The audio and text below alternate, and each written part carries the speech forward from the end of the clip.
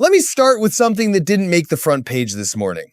Over 150 American troops have been wounded, not killed wounded, and that number has been sitting in the dark, quietly, while press conferences rolled on and graphics flashed across screens about precision and strategy and degrading the enemy. 150. That's not a footnote. That's a stadium section. Those are somebody's sons, somebody's daughters. And the fact that it took 2 anonymous sources whispering to a wire service for that number to surface, that alone should stop you cold. Because if they're hiding that, what else are they hiding? Here's where things stand right now, and I'm going to give it to you straight because the fog coming out of official channels is so thick you almost need a machete. Iran is mining the Strait of Hormuz. U.S. intelligence is picking up movement smaller crafts, 2 to 3 mines each, being quietly deployed across one of the most critical shipping lanes on the planet. Estimates put Iran's total mine stockpile somewhere between 2,000 and 6,000, a mix of Iranian, Chinese, and Russian-made variants. And before you brush that off as a distant naval problem, understand what that strait means. Roughly 20% of the world's oil supply moves through it, every single day.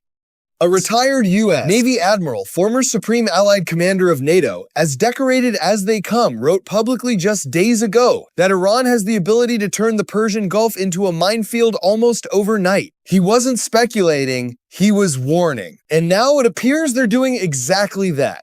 Meanwhile, the largest oil refinery in the United Arab Emirates just halted operations. A drone strike, a fire, 922,000 barrels of processing capacity gone quiet. Abu Dhabi's national oil company scrambling to assess damage, sources not yet authorized to speak publicly. And here's the thing about drones that people keep underestimating. Early in this conflict, the intercept rates were high. The defense systems were catching most of what was coming. But look at the numbers from the last 48 hours, and the curve is bending the wrong way. The hit rate is climbing. More drones are finding their targets, more strikes are landing, and the U.S. is now reportedly moving Patriot and THAAD air defense systems out of South Korea, systems that were promised to South Korea, and rushing them to the Middle East. That's not the posture of a conflict that's winding down. So what's the official message this morning? The war is contained.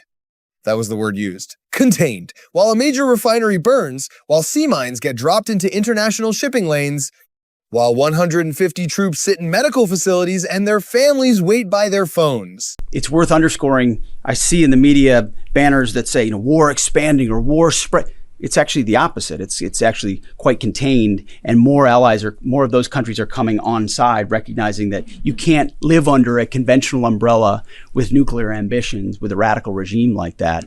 Again, properly scoping the objectives in the process. Today will be our most intense day of strikes inside Iran. Said with energy, said with what I can only describe as enthusiasm. The most fighters, the most bombers, the most strikes. Said the way someone talks about breaking a personal record at the gym, not the way anyone in history has described ordering human beings into combat. There used to be a weight to that language. Every administration before this one, Republican and Democrat, when they talked about going to war, even when they believed it was necessary, you could feel the burden in their words, the gravity, the acknowledgement that what was being set in motion couldn't easily be stopped, that lives were the currency being spent.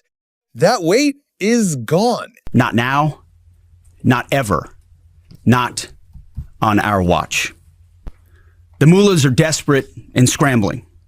Like the terrorist cowards they are, they fire missiles from schools and hospitals, deliberately targeting innocents, because they know their military is being systematically degraded and annihilated. And its absence is not a small thing. Now, let's talk about what's actually happening strategically, because the military picture and the political picture are 2 very different stories right now. On the military side, the strikes are happening, the assets are engaged, the operations are running. But the objectives, the 3 stated goals that launched all of this, by most honest assessments, none of them have been secured, not one. And here's the strategic problem nobody wants to say out loud. We bombed many of the most likely successors to Iran's current leadership. The moderates, the pragmatists, the people who might eventually sit across a table from an American diplomat. And in their place, a harder line is rising, younger, angrier, with every reason to view any future negotiation as a trap. We also apparently bombed an elementary school. That's not alleged. That's not political spin from the other side. That's being examined right now. And it matters not just morally, though God, it matters morally, but strategically. Precision targeting isn't just an ethical standard, it's a tactical one. Hitting the right people is in the national interest. Hitting the wrong people, school children, civilians, future would-be moderates, is a recruitment poster for every extremist who ever said America can't be trusted. The rules of engagement have been loosened. That decision has consequences, and we are already living inside some of them. Here's the Iran piece that I think is being completely underplayed in most coverage. Iran doesn't see this conflict the way Washington is framing it. They're not sitting in Tehran thinking about a ceasefire timeline or exit ramps or diplomatic off-ramps. From their perspective, they've now seen what happens when they're considered vulnerable. They've watched their facilities get hit. They've had their military leadership targeted. And they've concluded with some justification that any future agreement, any future promise of de-escalation could be torn up in 60 days if a new mood strikes Washington. So they're not in a hurry to stop. They're mining a strait, they're hitting refineries, they're attacking Gulf allies, they're firing asymmetrically, probing for the pressure points that hurt the most.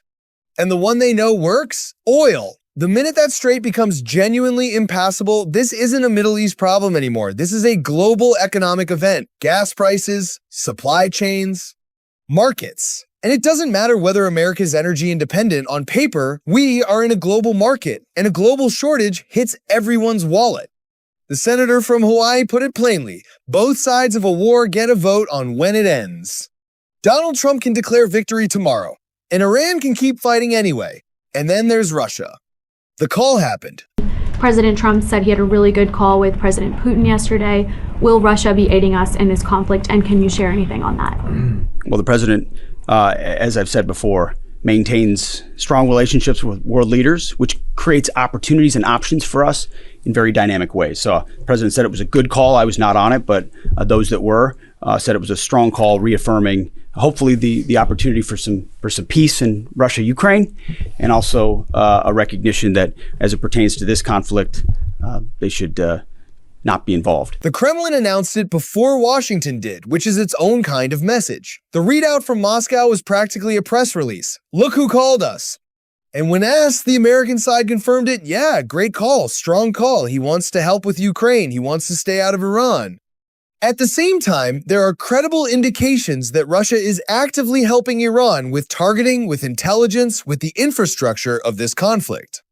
We also, separately, eased sanctions on Russia. Cash money, oil sales that couldn't move before, now moving. Revenue flowing into a regime that is actively at war with a U.S. ally.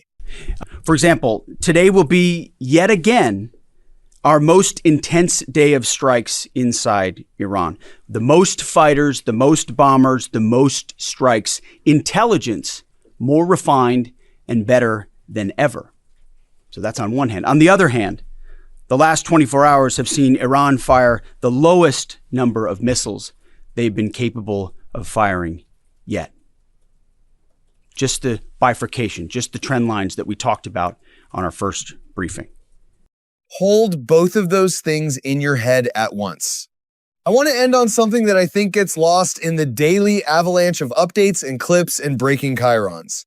There are people in your life, maybe a friend from high school, maybe a cousin, maybe a coworker, who voted for this administration partly, maybe even primarily, because they were tired of wars.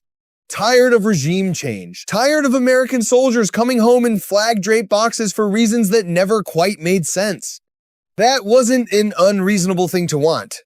And right now, that person is watching the news and feeling something shift under their feet. They may not say it out loud yet. They may not have the vocabulary for exactly what they're feeling. But they're watching. This is not the moment to say, I told you so. This is the moment to be the person they can actually talk to have the conversation without the scorekeeping. Because political coalitions don't shift through lectures, they shift through trust. And right now, trust is the scarcest resource in the room.